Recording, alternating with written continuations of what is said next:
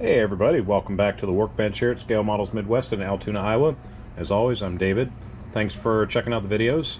Past week I was off just to get away from the workbench, kind of clear my head, get some ideas. Actually did some retail therapy as well. As soon as those come in, I'll share them with you. But now I'm back. And I did one thing that I think every one of us does to kind of get our head back into the game. I mocked up the chassis with the body, threw a couple of tires on just to see how it would look as the kit progresses, and so far I like what I see.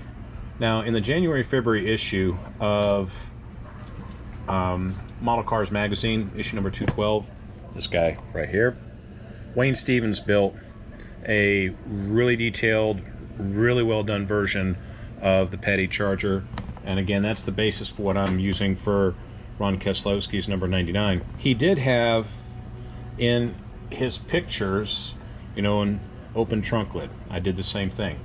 But one thing I knew I'd be looking at was right here, that he had to add some plastic both to the wheel wells and to the rear to get it fit properly. So I took a look at mine. Just going to go on ahead and blow this apart here. When I mocked up the chassis, as you can see here, yeah, there's a big gap. Now it's not nearly noticeable on the side, but I still think what I'm going to do, at least 1/8 of an inch of the same thickness plastic, I've got some of that, I'll put on the side, and about, I'm going to say 1/2 inch for the rear. Of course I'll sand it, put the pieces up together and get that done, but gives me a good idea of what I need to do, and the picture that Wayne provided with his article worked out really well. So anybody building a kit like that with some detail, yeah, definitely keep that in mind. I still plan, as far as some ideas, I'm going to do just like Wayne did, and even like Kemp did. I'm going to try and find some clear tubing, and I think I can get that from Hobbytown up in Ankeny, get some clear tubing and fit that. And then I think I need 2 pieces of that, not sure, but I'm going to kind of see what the videos look like, what the pictures look like again on Wayne's article, and then go from there. So as far as the body's concerned, it's all pretty good. It's ready for decals. I don't want to put the decals on yet because I'm going to be handling this body quite a bit as I test and retest the fit of the chassis to the body. So once I have that buttoned up, then I will put it together. I debated about running braided line and AN fittings from the 2 coolers up front, and I still think I'm going to do that. I'm going to check the hobby store and see if they have the braided line in more of the hard, formable braided line rather than the flexible line that I've got here. I mean, this is just really flexible, but I think the hard braided wire I think will work better. So I'm still planning on doing that. A little bit more paint detailing. I thought I was going to do the brake line, but I just haven't found a pin vise drill bit small enough. But definitely going to put some braided hose on this. Definitely detail the engine a bit.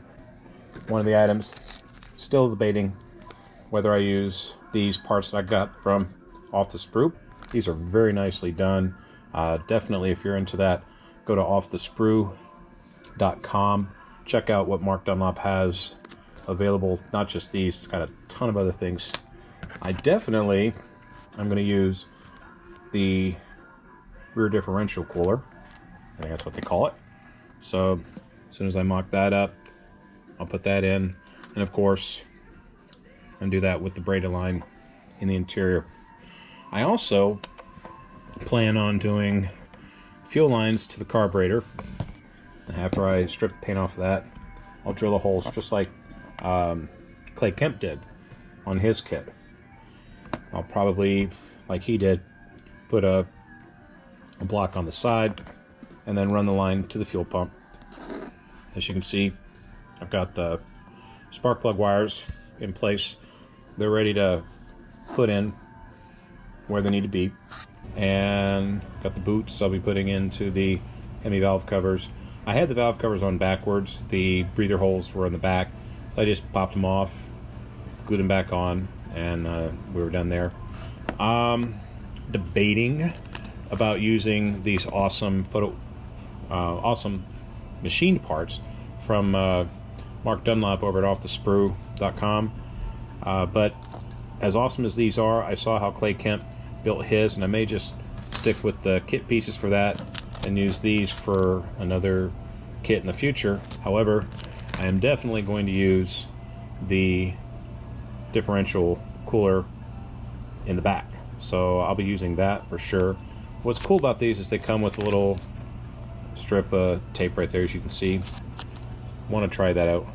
One of the things I'm also looking at, Jim Rogers, he had some 3D printed AN fittings, which I've had sitting on the bench for a while, so I decided to shoot a quick coat of primer on there. 2 coolers up front, plus the cooler in the interior, maybe one of the small ones at the end. The dashboard, I don't know if I mentioned this or showed it to you earlier.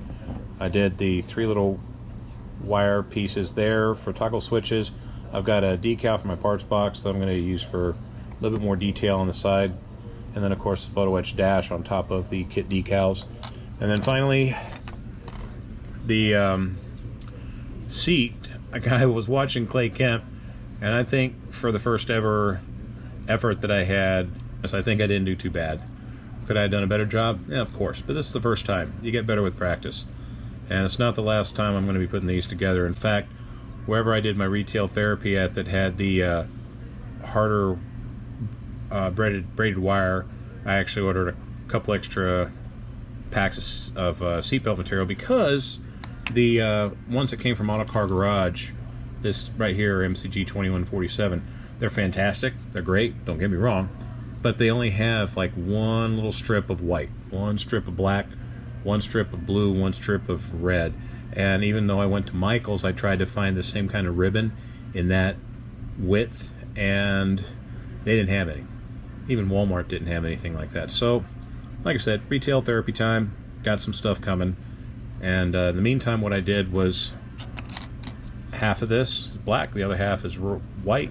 And then I just, once everything was in place, I waited till the glue dried, and then I just painted the white stuff black. Don't know if I mentioned this. If I did, and I repeat it, so be it. I'm going to put a Hurst shifter in the interior. I'm going to use the kit boot and then put the rest together like that. This is definitely going to test my patience, because again, fiddly little pieces. And I remember how this was when I put together a Hurst shifter for my Mustang that I built earlier this year. So go check that video out. Other than that, I really don't have anything else to add. I hope to, by midweek next week, have this rolling on all 4 tires, and hopefully the chassis will be done in the back and repainted. I got a clean schedule for the next several days, so I'm gonna have some fun with that.